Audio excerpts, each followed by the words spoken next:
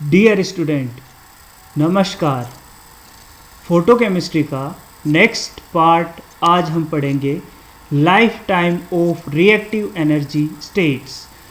इसे समझने के लिए हम एग्जाम्पल से समझते हैं इसे। Quenching of fluorescence. फ्लोरोसेंस, सबसे पहले हम बात करते हैं फ्लोरोसेंस की। फ्लोरोसेंस हम जानते हैं, पहले हम डिटेल में पढ़ चुके हैं। जब मॉलिक्यूल सिंगलेट एक्साइटेड स्टेट से ग्राउंड स्टेट में आता है, ग्राउंड स्टेट जो कि हमेशा सिंगलेट होती है, उसे हम फ्लोरोसेंस कहते हैं। क्विंच्ड का मतलब होता है स्टॉप्ड, मीन्स फ्लोरोसेंस का रोकना। The quenching of fluorescence occurs because of the energy transfer from the excited state species to the normal molecule with which it colloids. There are two types of quenching: internal quenching and external quenching. Internal quenching में क्या है? Singlet excited state से inter system crossing होगी और triplet excited state में molecule आएगा। Singlet excited state से triplet excited state में। एक्सटर्नल क्वेंचिंग क्या है? The presence of an externally added species which takes up energy from the excited state molecule. Means ये molecule अपना ग्राउंड स्टेट में है, फोटोन एब्जॉर्ब करेगा और molecule is in excited state. के ए बी है आपका रेट कांस्टेंट, ए बी मतलब एब्जॉर्बेंस। ग्राउंड स्टेट से मॉलिक्यूल ने फोटोन एब्जॉर्ब किया और सिंगलेट एक्साइटेड स्टेट में आया। इस प्रोसेस को हम कहेंगे एक्टिवेशन। ए स्टार आपका है सिंगलेट स्टेट में है, आपका वापस ग्राउंड स्टेट में आया, फोटोन इमिट किया। इस प्रोसेस को हमने कहा फ्लोरोसेंस। K1 इसका रेट कांस्टेंट है। ए स्टार आपका K2 रेट कांस्टेंट के द्वारा सिंगलेट से ट्रिपलेट स्टेट में भी जा सकता है। इसे हमने कहा इंटरनल क्विंचिंग। तीसरा प्रोसेस है ए स्टार किसी अन्य मॉलिक्यूल से टकराए और अपनी एनर्जी ट्रांसफ़र कर दे इसको और खुद ग्राउंड स्टेट में आ जाए। रेट कांस्टेंट है इसका K3। Q यहाँ पे है quencher. Applying steady state approximation to A star. Steady state approximation A star के लिए क्यों लगाया? क्योंकि ए स्टार जो है अपना शॉर्ट लिविंग स्पीसीज है। स्टेडी स्टेट अप्रोक्सीमेशन में क्या करते हैं हम? Change in concentration with time is equal to 0। A star की कंसंट्रेशन में चेंज टाइम के रेस्पेक्ट में 0 कर देंगे और जिस स्टेप में ए स्टार का फॉर्मेशन हो रहा है उसे हम लिखेंगे प्लस में, और जिस स्टेप में ए स्टार का डिकम्पोजिशन हो रहा है उसे हम लिखेंगे माइनस में।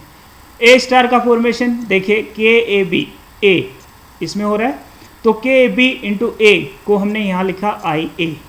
फिर डिकम्पोजिशन हो रहा है K1 ए स्टार, इसे माइनस में लिखेंगे दिस। फिर K2 ए स्टार, इसे भी माइनस में लिखेंगे। फिर K3 ए स्टार इंटू क्यू, ये भी माइनस में होगा। यहाँ पे हमने इसको के ए बी इंटू ए क्यों नहीं लिखा?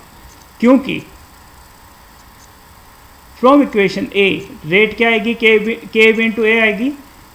The fraction of excited molecules at any time is very small, means concentration of A is constant.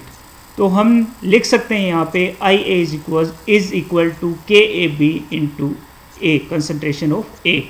तो यहाँ पे आपने इसको सोल्व करेंगे इस इक्वेशन को, तो अपने पास आएगा आई ए बराबर के ए स्टार प्लस K2 ए स्टार प्लस K3 ए स्टार इंटू क्यू। आई ए यहाँ पे है intensity of light absorbed. If I F, this I F is the intensity of fluorescence, this intensity of fluorescence. If I F is the intensity of fluorescence, the quantum yield for fluorescence is QF, इसे Q भी लिख सकते हैं। Quantum yield for fluorescence is equal to IF upon IA। IF क्या है यहाँ पे? Intensity of fluorescence, आई ए क्या है यहाँ पे, इंटेंसिटी ऑफ लाइट एब्जॉर्ब। अब देखिए फ्लोरोसेंस कौन से स्टेप में हो रहा है, यहाँ पे इस वाले स्टेप में K1A स्टार। तो यहाँ पे आई एफ क्या लिखेंगे अपन, K1A star.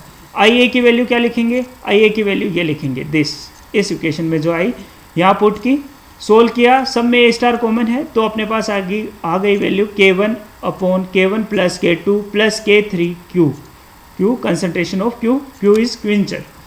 In the absence of quenching, in the absence of quenching concentration of Q क्या हो जाएगी 0।